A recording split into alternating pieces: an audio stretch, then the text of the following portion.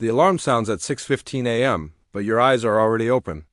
You've been awake for 20 minutes, staring at the faint crack in the ceiling of your Chicago apartment. It's Tuesday, March 4th, 2025. The phone's glow lights up the bedside table, illuminating the hardcover copy of Atomic Habits you bought 8 months ago. The bookmark is still tucked in the introduction. Your feet hit the cold hardwood floor. The apartment smells like yesterday's coffee and a faint hint of lemon cleaning spray. You shuffle to the kitchen, your socks catching on a floorboard that always pops up. You fill your Stanley Cup, the one from the 2024 collection, a faded blue with water from the fridge door. It's so quiet you can hear the ice maker groan. This is the sacred hour, the time all the podcasts and LinkedIn influencers talk about. The golden hour for building your future self. You open your laptop. The screen flares to life, blindingly bright. Your Notion dashboard loads. It's a masterpiece of digital planning. You have a color-coded calendar, a project tracker for your side hustle, a reading list with 47 books, and a fitness log that hasn't seen an entry since January. You spent a full weekend last fall designing this system. It felt like work. It felt like progress. You click over to your morning protocol page. Step 1. Meditate for 10 minutes. You pull up a meditation app, but before you hit start, a notification slides in from Slack.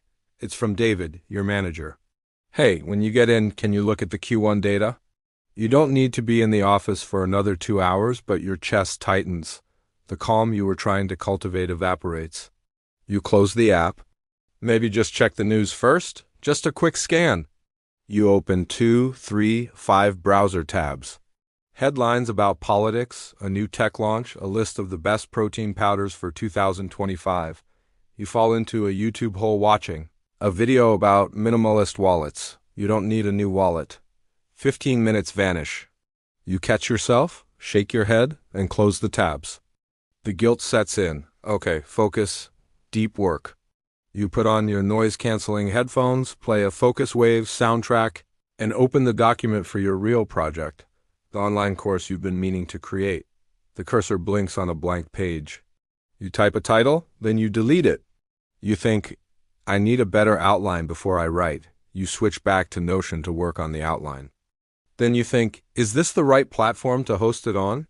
Should I research alternatives? A new tab opens. You're comparing pricing plans for 3 different online course platforms. An hour has passed. You have written 0 words of actual content. But your spreadsheet comparing features is meticulously detailed. The sun is fully up now, casting long rectangles of light across your desk. You can hear the city coming alive, the distant hum of the Lake Street L train, a garbage truck beeping as it backs up. Your stomach rumbles. You tell yourself you'll make a quick breakfast and then really dig in. In the kitchen, you scroll through Instagram while your oatmeal cooks. You see a reel from a guy you went to college with. He's in Austin, standing in front of a shiny new electric truck, talking about how his startup just closed a seed round. Hustle beats talent when talent doesn't hustle. The caption reads, you tap the like button, a hollow feeling in your gut. Your oatmeal bubbles over, spilling onto the stove with a hiss. The workday officially begins. Zoom calls that could have been emails, Slack threads that spiral into confusion. You're multitasking, answering a message while on a call, half listening to a presentation about Q2 goals. You feel busy. Your heart rate is up. You're responding, reacting, putting out little digital fires. But are you creating anything? Are you moving forward? It's hard to tell. By 3 p.m., a heavy fatigue sets in. It's a mental fog, thick and soupy. You've been on for hours, yet you can't point to one single thing you've accomplished that matters to you. You open that course document again, the blank page mocks you. A wave of resistance hits you like a physical wall. You just need a little break, a little dopamine hit to get the engine started again. You watch one episode of a show, then autoplay kicks in. You watch another. Suddenly, it's 6:30 p.m. The office is quiet. Your apartment is dark. You've ordered delivery because you're too mentally drained to cook. You eat at your desk, watching another video. The guilt is now a solid weight on your shoulders. You tell yourself, after dinner, I'll knock out an hour of real work on my course. I just need to fuel up. But after eating, a food coma descends. Your brain feels slow and sticky. I'll just rest my eyes for 10 minutes, you think, moving to the couch. You wake up at 9 p.m., disoriented, the TV still playing. The panic returns. It's too late now. Your brain is mush. You can't do quality work now. You'll just mess it up. So you do what feels like the next best thing. You plan. You open Notion again. You create a new section for your course. You brainstorm new module ideas. You research best time blocking techniques for 2025. You are once again preparing to work. Planning for the future. It feels productive. It gives you a tiny hit of hope. Tomorrow, you whisper to yourself. Tomorrow I'll start for real. I'll wake up at 5:30, I'll meditate, I'll run, and I'll write for 2 hours before work. I have a new system. You scroll one last time, seeing pictures of people living what look like vibrant, successful lives.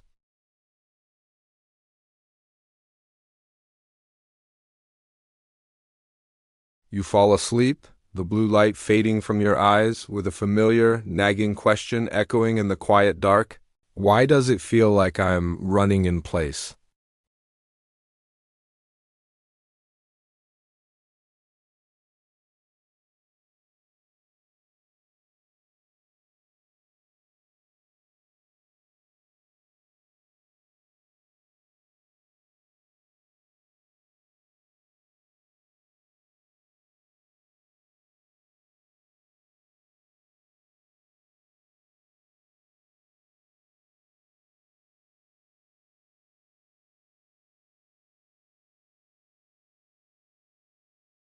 And here is the lie you've been sold, the lie you might even believe right now. The problem is you. You need a more expensive course, a more complex morning routine, a louder alarm clock. You need to optimize yourself until you are a perfect, frictionless machine. But what if that's wrong?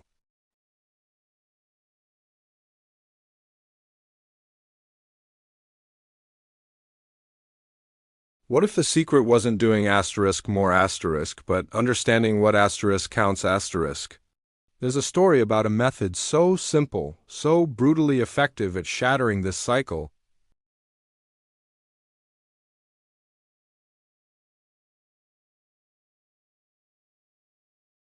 Legend says a major venture capital firm, after seeing a surge of burnout in their young founders chasing insane goals, found their internal wiki page about it had been deleted, scrubbed. It worked too well.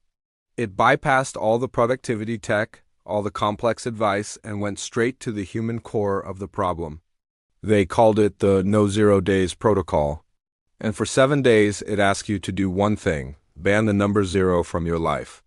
This isn't about huge wins. It's about a tiny, almost invisible crack in the wall you've been banging your head against.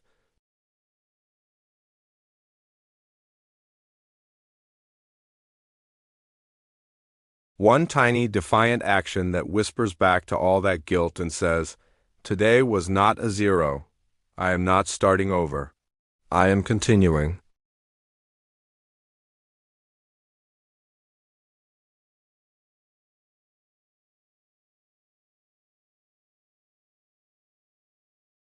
We worked together at a buzzing tech startup in Seattle.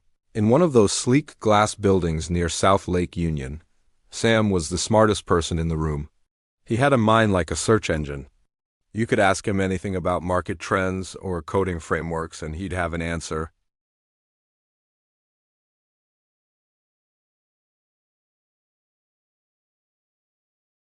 He'd talk about it over craft beer on Friday nights, his eyes lighting up. He'd describe the animations, the stories, how it would make kids fall in love with ancient Rome or the Silk Road. We all believed he'd build it. Every Monday, Sam would come in looking tired but determined. "This is the week for Atlas," he'd say, clapping his hands together.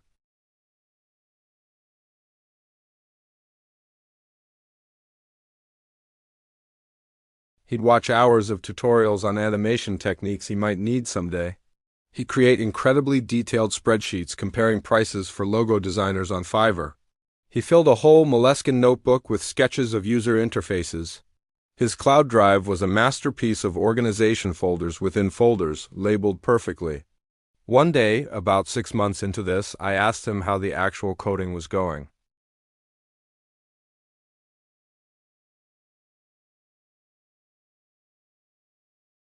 The performance specs look better for what I need. He hadn't written a single line of code for Atlas. Not one. But in his mind, he had been working on it tirelessly. The research, the planning, the preparation, it all felt asterisk-like work. It gave him the same buzz of being a builder without the terrifying risk of actually building something that could fail. It's not procrastination. It's not a lack of ambition. It's an identity. I call it the tomorrow person, The tomorrow person is a seductive character to be. You get all the credit in your own mind for being the kind of person who will do amazing things.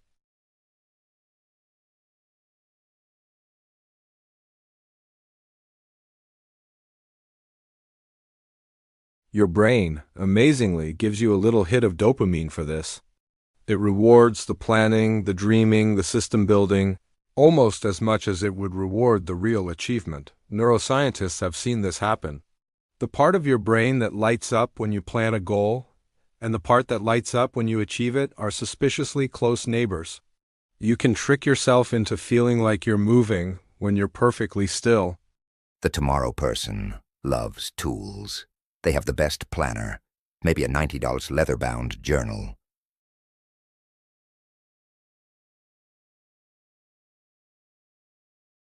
The tomorrow person believes deep down, I am the kind of person who thrives after one more piece of the puzzle. Then, and only then, will the real work begin.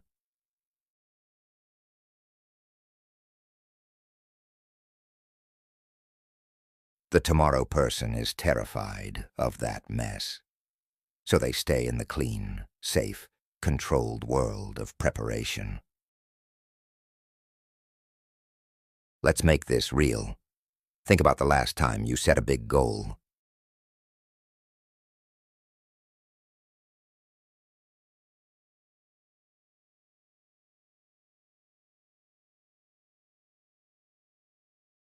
You spent $200 and 8 hours, and you felt tired and accomplished.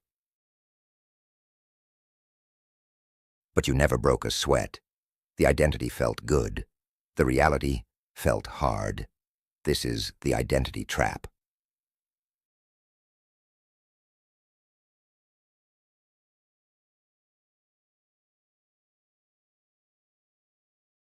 The tomorrow person would rather preserve the perfect idea than risk ruining it with a messy, imperfect reality. I saw Sam fall into this trap for almost 2 years.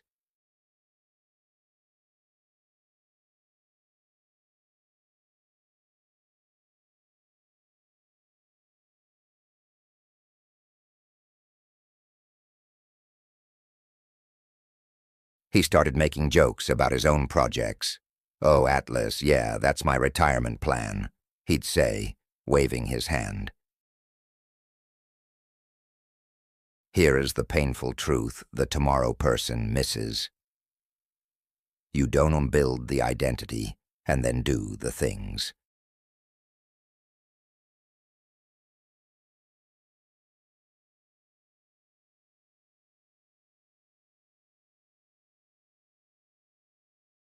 And you can't do it with another big futuristic plan.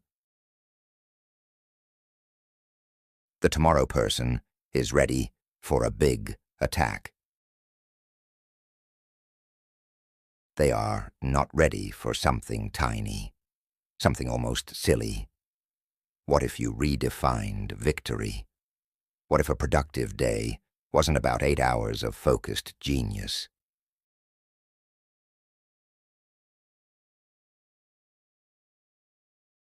What if the only rule was that you could not, under any circumstances, let the number 0 win the day? Imagine you're Sam, You've spent 700 hours planning Atlas. The thought of actually opening your coding software and starting is terrifying.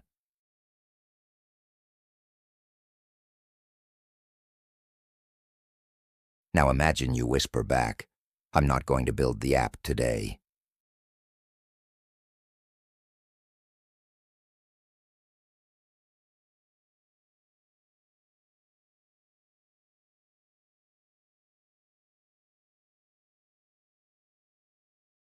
Because when you write that one function, you do something critical. You prove to yourself that you are not just a planner. You end the day with a concrete, undeniable fact.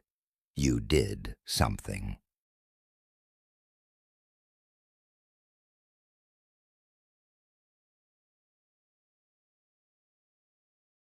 The tomorrow person's greatest fear is the present moment, the messy, real, right now action.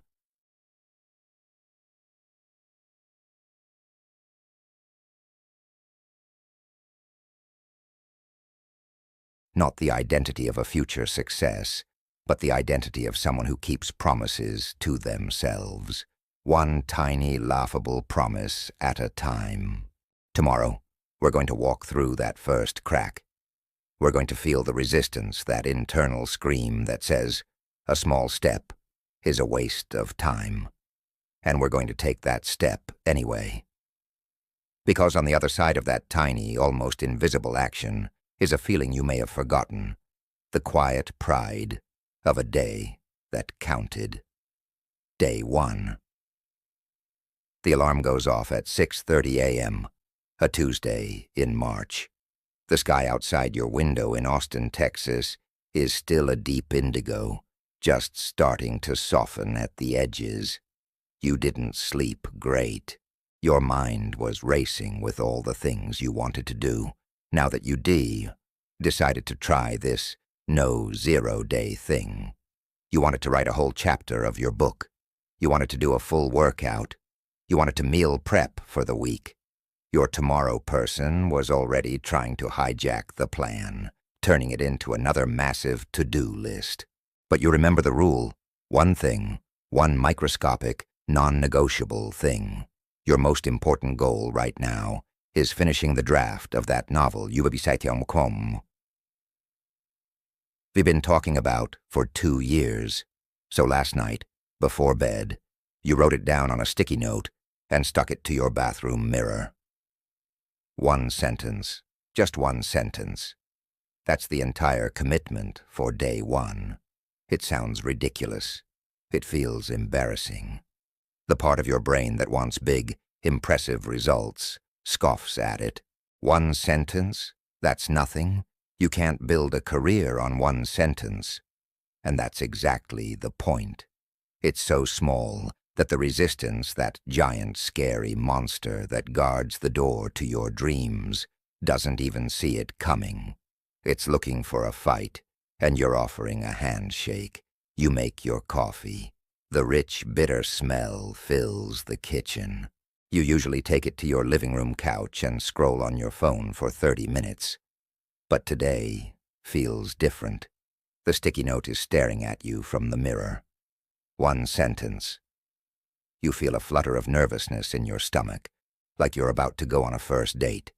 With your own ambition, you walk to your desk, a small nook in the corner of your bedroom. Your laptop is there, covered in a fine layer of dust because you've avoided it. You open it. The screen lights up, and there's the document. It's titled Manuscript, Version 12, Final Reel. You have 43 pages. You haven't opened it in 17 days. Your fingers hover over the keys. The cursor blinks at the end of the last paragraph you wrote months ago. The internal battle begins. It's not a loud battle. It's a quiet, insidious one. First, the voice of practicality. You should check your email first. What if there's something urgent from work? You almost give in, but you shake your head. No. The rule is the sentence comes first, before the chaos of the day claims you. Then, the voice of perfection. Wait, you need to reread what you wrote last time to get back into the flow. That sounds reasonable, but you know that's a trap, too. Rereading will lead to editing, which will lead to you deleting half of it, which will lead to frustration. You remember the promise, just one new sentence. You don't need the flow. You just need to type words. Then, the voice of fear. What if the sentence is bad? What if it's the wrong sentence, and it ruins the whole direction of the chapter? This one is the heaviest. It's the fear of the permanent bad mark. But you take a deep breath. You tell yourself, it is a draft. It can be terrible. My only job is to make it exist. Your heart is beating a little faster. Your palms feel a bit clammy against the keyboard. This is the resistance. It's not a wall. It's a thick, sticky fog that tries to slow every movement, to convince you that starting is too hard, too risky. It wants you to get up, to get more coffee, to do anything but this one small, vulnerable act. You look at the clock. 7:12 a.m. You've been sitting here for 5 minutes, fighting a war over a single sentence. The simplicity of it almost makes you laugh. You type a word, then you delete it. The blank screen feels like a judge. Then you get an idea. Don't write a good sentence. Don't even write a story sentence. Just write a stage direction. Something to break the ice. You lower your shoulders, which have been hunched up near your ears. You type, slowly, pecking at the keys. The character walked into the room and looked around. You hit the period. You stare at it. It is, without a doubt, one of the most boring, generic, uncreative sentences ever written. A writing teacher would cringe. But a huge, sudden grin spreads across your face. A laugh bubbles up from your chest, because it's a sentence. It's new words on the page that weren't there before. It's a breach in the dam. It is objectively, undeniably, not a zero. You did it. You won. The feeling that floods you isn't fireworks and confetti. It's quieter, warmer. It's the feeling of a knot loosening in your chest, a knot you didn't even know was there. It's the feeling of keeping a promise to yourself. It's so simple it feels silly, but it's real. You can close the laptop now. The day is already a success on the most important project in your life. The pressure is off. You get up and go about your day. You go to your job at the marketing agency downtown. You sit through meetings. You answer Slack messages. But there's a little secret you're carrying with you. A tiny glow in your pocket. No one knows it, but you are a person who wrote today. You are no longer a person who wants to write a novel. You are a person who wrote a sentence today. The identity has shifted just a millimeter. Later that night, you're getting ready for bed. You brush your teeth, looking at your tired face in the mirror. Next to your reflection is that sticky note. One sentence, and you did it. A wave of quiet pride washes over you. It's not pride in the sentence. The sentence is terrible. It's pride in the follow-through. You told yourself you would do the smallest possible thing, and you did it. You proved to yourself that you are capable of showing up. This is where 95% of people quit, because they dismiss the small win. They think, that was pointless. I need to do more. And then they try to do more on day 2. They burn out. They miss a day, and they give up. The chain breaks before it even starts. But you're in the 5% now. You understand something fundamental. The goal of day 1 is not output. The goal is proof. Proof that you can be trusted.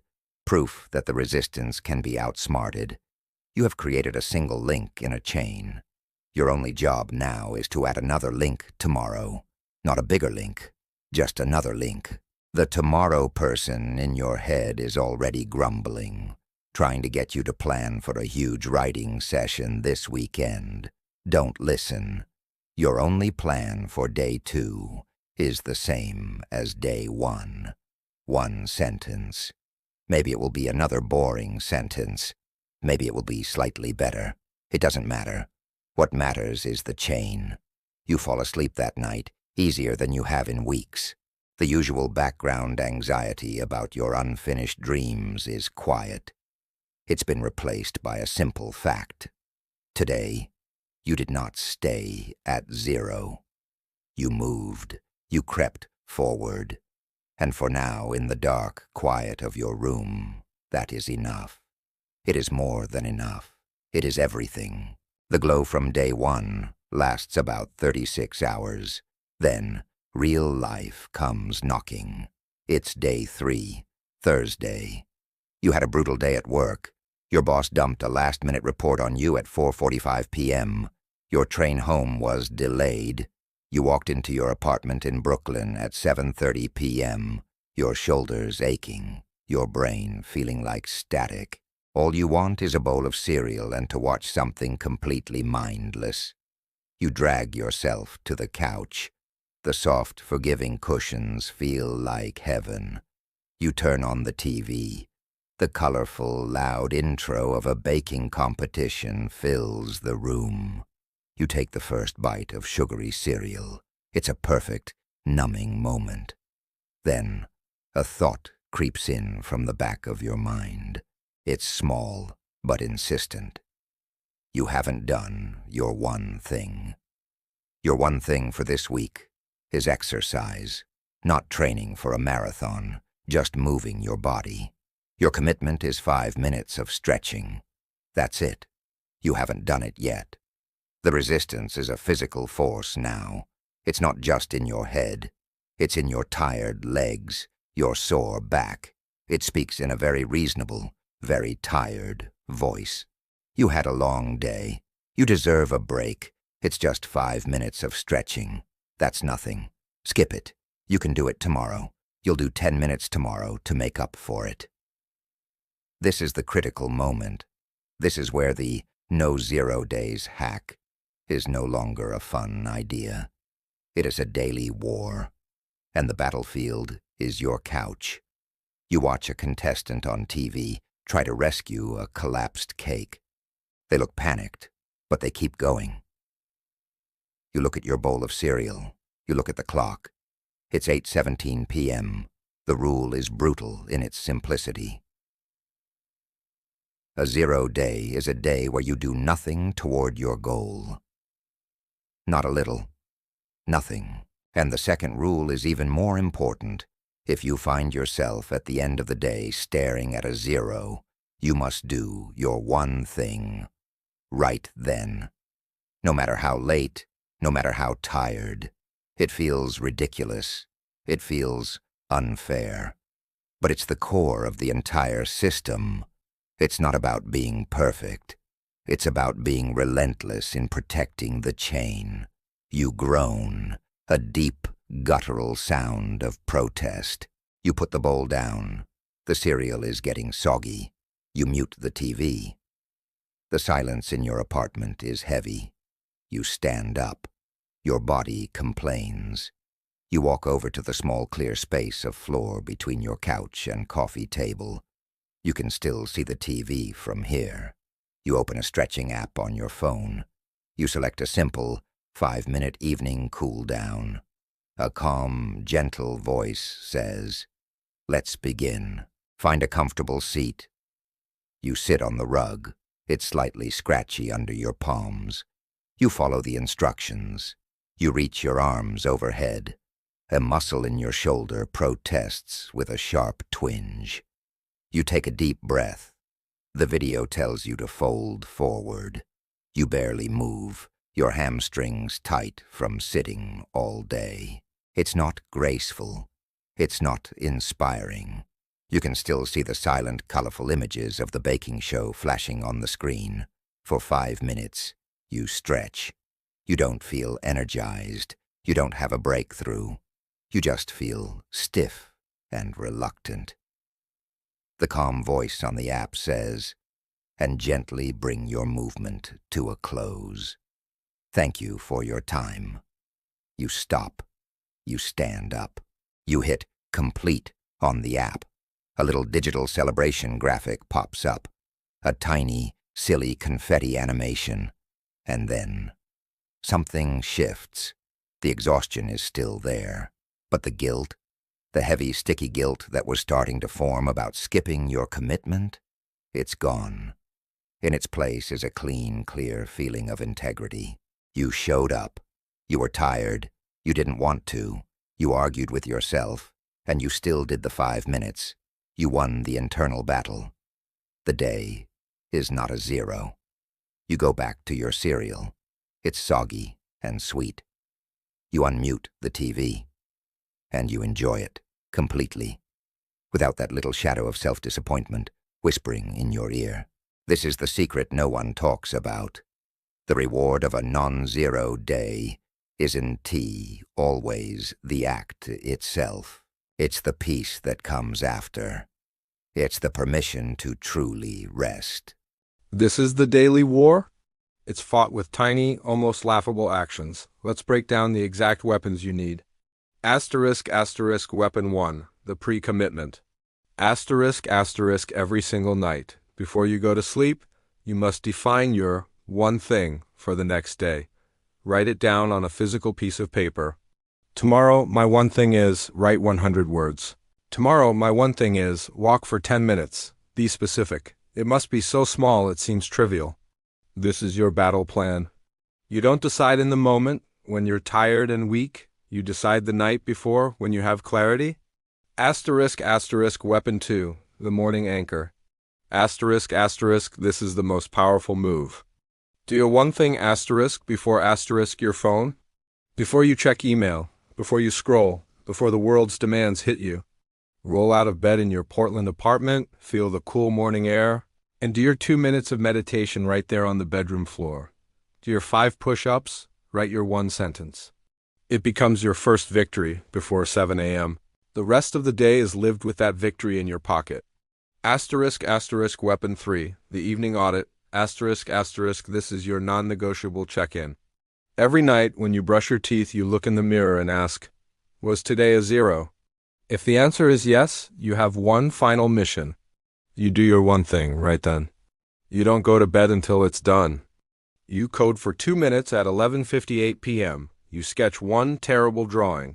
You read 1 page of that business book. This rule removes the excuse of, I'll make it up tomorrow. There is no tomorrow. There is only today, and today cannot be a zero. You will have setbacks, of course you will. You'll get the flu. You'll have to travel for a family emergency. The system isn't about being a robot, it's about intention. On those days, your one thing shrinks to a microscopic size. Your one thing becomes, text my accountability partner that I'm sick and will resume tomorrow. That's it. That's a non-zero. You maintain the intention. You protected the mindset. This is where community changes everything. Doing this alone is hard. Doing it with one other person or a small group changes the game. It's not about shame. It's about witness. In 2025, it's not a fancy app. It's a simple text thread. You and 2 friends, every day, sending a single emoji when you do your one thing. A green check mark, a fire symbol. That's all. When you're on the couch at 8:17 p.m., thinking about skipping, you'll remember that your friend in Denver already sent her fire emoji at 6 a.m. It's a gentle pull, a reminder that you're not in this war alone. Imagine a visual timeline of your year. Not of huge achievements, but of these tiny wins. A calendar. Every non-zero day gets a green X. At first, the X's are scattered. Then they start to form a chain. A week. Then 2. The chain itself becomes the prize. Your brain, which loves patterns, will start to want to protect the unbroken chain more than it wants to avoid the tiny effort. Breaking a 30-day chain feels worse than doing 5 minutes of stretching. That's the psychology you're harnessing. Week by week, the small actions compound. The 1 sentence a day becomes a page a week. The 5 minutes of stretching becomes a daily habit, and then you naturally want to do 7 minutes, then 10. You're not forcing growth. You're creating a slope so gentle that growth happens without you even pushing. You're not just building a project, you're rebuilding trust with yourself. Every green X on that calendar is a receipt, proof that you can count on you. And in a world where so many things feel uncertain, that trust becomes the most solid foundation you've ever built. You pick up your head and look at the path behind you, and instead of empty promises, you see a trail of small, deliberate steps. And you realize, with a jolt of quiet surprise, that you are already so much further along than you were when you started. It's a quiet Wednesday morning in May, 6 weeks after you started. You're sitting at your kitchen table in your Atlanta apartment. Sunlight is streaming through the window, catching the dust motes dancing in the air. You're sipping your coffee, not scrolling, just sipping. You're looking at a simple grid on your wallpaper calendar for the month of April. Every single square has a green X in it, 30 unbroken days. You don't feel like a superhero. You don't feel transformed. You just feel consistent, reliable to yourself. That novel you were writing 1 sentence a day? You have 47 pages now. Not because you had a wild burst of inspiration one weekend, but because you showed up day after day and often wrote more than 1 sentence once you got started. The sentences added up, the pages stacked. The story found its voice because you were there daily to listen to it. The 5 minutes of stretching, it became 10. Then one day you just felt like going for a walk. Then a short run. Your body started asking for movement because you stopped treating it like a problem to be solved and started treating it like a partner that needed a daily hello. You didn't lose 30 pounds, but your back doesn't hurt when you get out of bed anymore. That's a tangible result. That's a quiet victory you can feel in your bones. This is the new normal. It's not a flashy destination. It's a quieter, sturdier way of traveling. The frantic energy of the tomorrow person is gone. That voice that always screamed about future potential has been replaced by a calmer, present tense hum. Asterisk, I am the kind of person who shows up. Asterisk.